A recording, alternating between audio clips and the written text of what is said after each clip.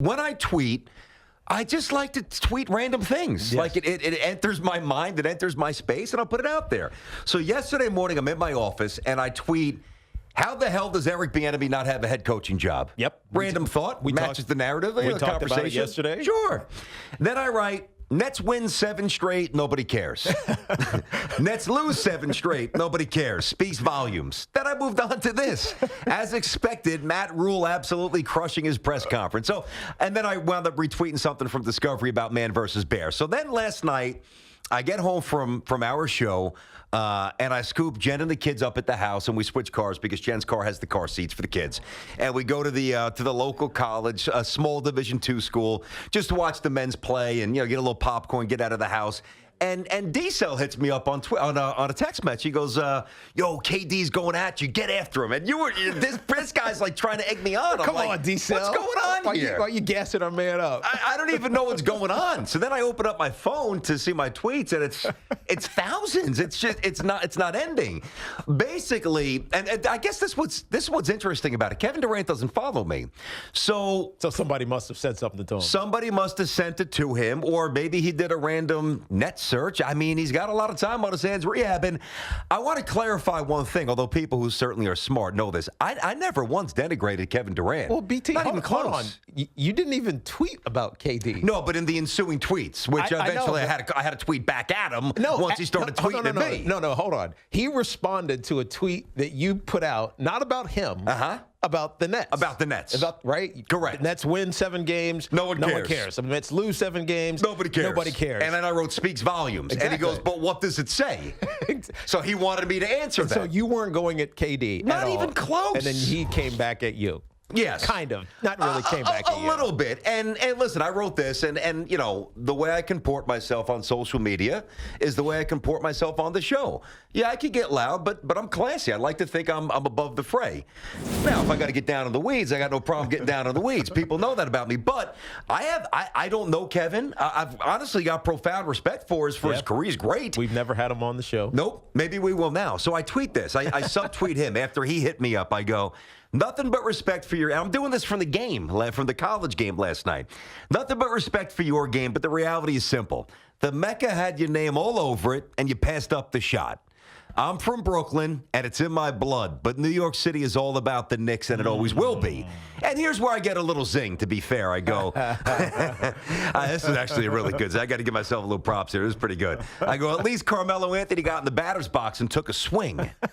And people know what I mean. Took a swing at the Knicks. Yeah, exactly. Because a lot of people thought that he kind of followed Kyrie, didn't want that smoke, whatever. Maybe, quite frankly, probably just didn't want to deal with the dysfunction that the dopey Dolan, has. I guarantee you that was 90% for sure. of it. No doubt. So this morphed into this. I mean, I woke up to, text messages from producers at every network like, yo, we're running your stuff. I'm like, I didn't really think it was a big deal.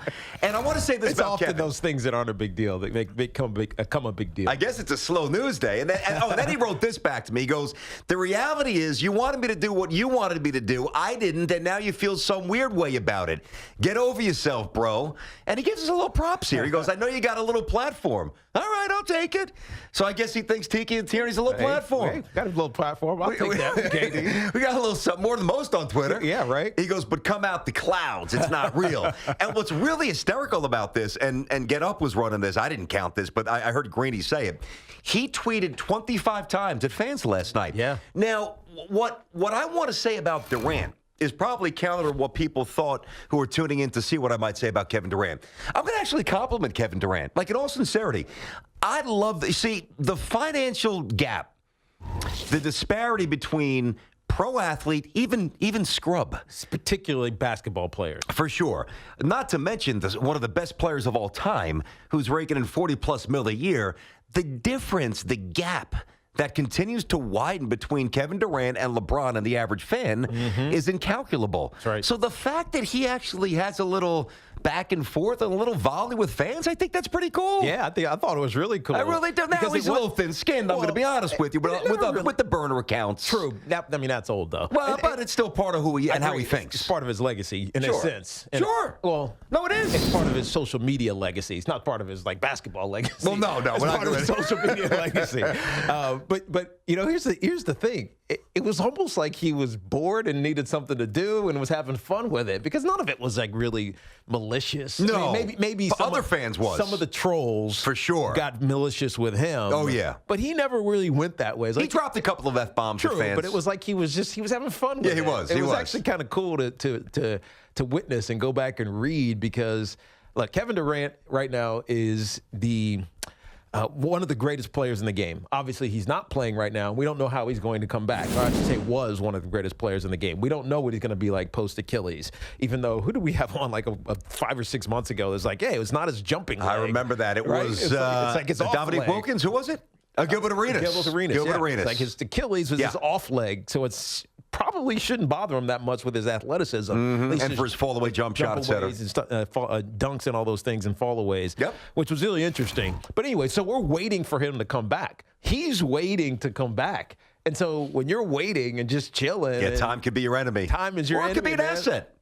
And you sit around and you start to draw some interest on social media to the Nets. Look, the reality is the Nets are a significantly better place right now than the New York Knicks. Now, but that wasn't my point. I know. My point was about relevance, not roster construction, I not direction, not future trajectory. Future relevance. I'm not delusional here. Future relevance when KD comes back, and it looks like Kyrie might get surgery. I saw that. No. I actually saw a report today that he has been cleared to practice. Really? Yeah, it was so... That makes no sense. Mike, just double check that. I heard that on the way in. I don't know who said it. Because I know actually as heard of yesterday they were saying it hurts him to lift his shooting arm. Correct. Almost like that thoracic or that, like Markelle Fultz. You start to worry about the structure of his shot, whatever. But then I heard today that he was basically practicing, and I believe I think the Athletic had this fully cleared to participate in full contact practice. Practiced in full. Could be fully cleared to play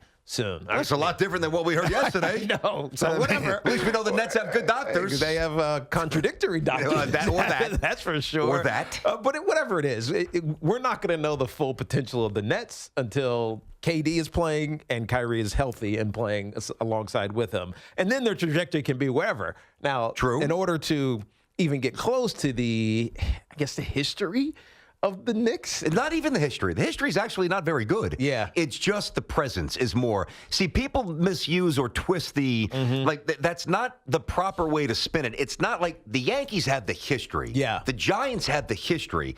The Knicks have the presence. And sure, they've got that little, I mean, more than a little blip with Clyde Frazier and Will Reed, but that was before we were born. And Ewing didn't win a championship as much as I love Pat, didn't win. So the Knicks is about presence. Yeah, they do have the presence.